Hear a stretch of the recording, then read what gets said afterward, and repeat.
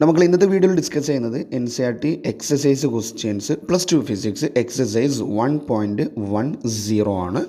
Okay, അപ്പോൾ ആ question ഇങ്ങനെയാണ്. An electric dipole with dipole moment 4 × 10⁻⁹ coulomb metre is aligned at 30 degree with the direction of a uniform electric field of magnitude 5 × 10⁴ Newton per coulomb.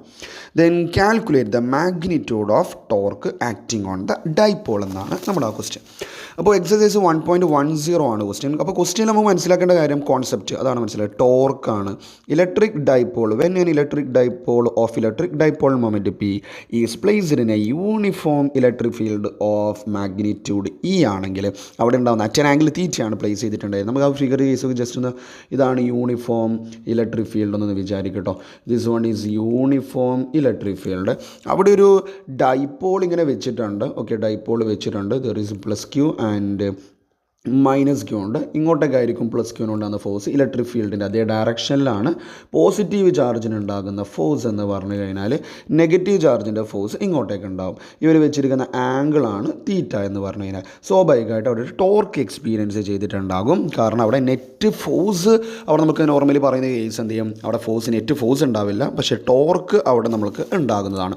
Okay, net force ഉണ്ടാവില്ല, പക്ഷേ net torque ഉണ്ടാകും. ആ ടോർക്കിൻ്റെ value ആണ്, ടോർക്കിൻ്റെ ഇക്വേഷനാണ് എന്ത് to = PE sin θ. അപ്പോൾ ഇതാണ് ഈ ക്വസ്റ്റ്യനിൽ ചെയ്യാനുള്ള ടോപ്പിക്ക് അല്ലെങ്കിൽ കോൺസെപ്റ്റ്. അപ്പോൾ അതാണ് ഓരോ ക്വസ്റ്റ്യൻ ചെയ്യുമ്പോൾ ആ കോൺസെപ്റ്റ് പറയുന്നുണ്ട്. അപ്പോൾ സ്വാഭാവികമായിട്ട് നിങ്ങൾക്ക് എന്ത് ചെയ്യാം, അത് നല്ല തറവാകും. അതിന് വേണ്ടിയിട്ടാണ് എക്സസൈസ് ചെയ്യണമെന്ന് ഞാൻ പറയുന്നത്. അപ്പോൾ ക്വാളിറ്റി ക്വസ്റ്റ്യൻ പേപ്പേഴ്സ് വരുന്ന സമയത്ത് ബോർഡ് എക്സാമിന് പോലും നല്ല ലെവൽ ക്വസ്റ്റ്യൻസ് നമുക്ക് പ്രതീക്ഷിക്കും. ഇതൊരു എപ്പോഴും ഒരു ശ്രദ്ധിക്കാൻ പറ്റുന്ന ഒരു ടോർക്കിൻ്റെ ഒരു ആവറേജ് ക്വസ്റ്റ്യൻ ആണ്. അപ്പോൾ ടോ = PE sin θ. അതിൽ P എന്താണ്, ഇലക്ട്രിക് ഡൈപോൾ മൊമെൻ്റ് ആണ്.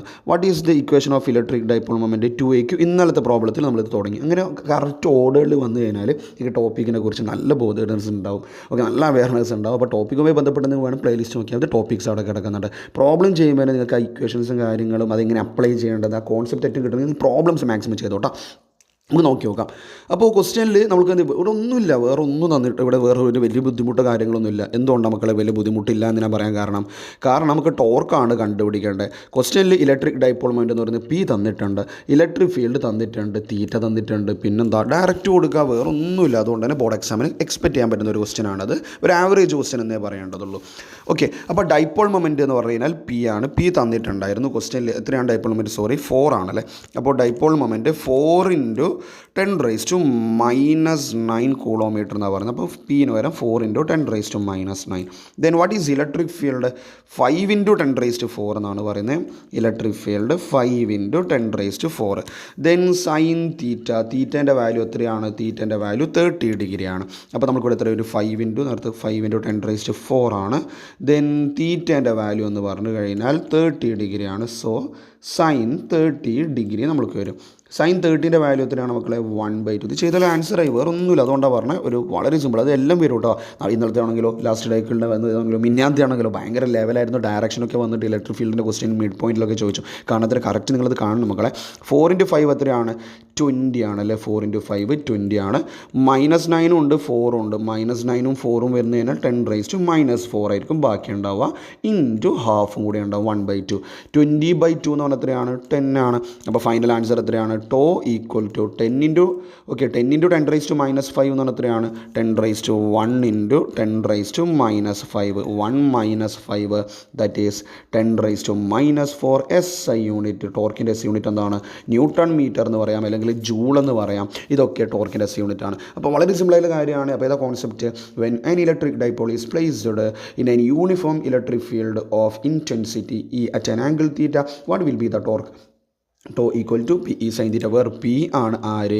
Electric dipole moment. ഇലക്ട്രിക് ഡൈപോളിൻ്റെ എന്ത് കേസിലാണ് അവസാനത്തെ ഇക്വേഷനിൽ P ഉണ്ടാവും കേട്ടോ.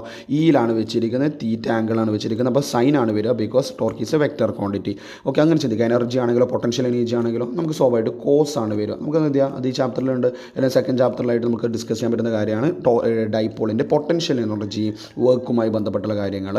അപ്പോൾ നമുക്ക് അതിങ്ങനെ ഓരോ സെഷൻ ആകുമ്പോൾ ക്വസ്റ്റ്യൻസ് ചെയ്യുമ്പോൾ അത് വന്നുകൊണ്ടിരിക്കും. ക്ലിയർ ആണോ? അപ്പോൾ വളരെ ഒരു ആവറേജ് ക്വസ്റ്റ്യൻ എന്ന് പറയേണ്ടത് എന്നുള്ളതുള്ളൂ. ഓക്കെ, നിർബന്ധമായിട്ട് ഒരു ലെവൽ 1 എൻട്രൻസിനെ സംബന്ധിച്ച് level 1 competitive exam level 1 question ആണ്. എക്സസൈസിൽ 1.10 അല്ലെങ്കിൽ 1.10 എന്ന് വേണം അങ്ങനെ വിളിക്കാം. ഓക്കെ, അപ്പോൾ നിങ്ങൾ ക്ലിയർ ആണെന്ന് വിചാരിക്കുന്നു. ഡൗട്ടോ കാര്യങ്ങളുണ്ടെങ്കിൽ ഷുവർലി കമൻറ്റ് ബോക്സിൽ ചോദിക്കാം. അതുപോലെ ടോപ്പിക് വൈസ് വീഡിയോസ്, അതിൽ നിങ്ങൾ പ്രാക്ടിക്കൽ വീഡിയോസ് ഒക്കെ പ്ലേലിസ്റ്റ് കിടക്കുന്നുണ്ട്, ഒന്ന് കണ്ടു നോക്കുക, സജഷൻസ് അറിയിക്കുക. നെക്സ്റ്റ് സെഷനിൽ അടുത്ത പ്രോബ്ലം ആയിട്ട് നമുക്ക് വീണ്ടും കാണാം. Okay, thank you.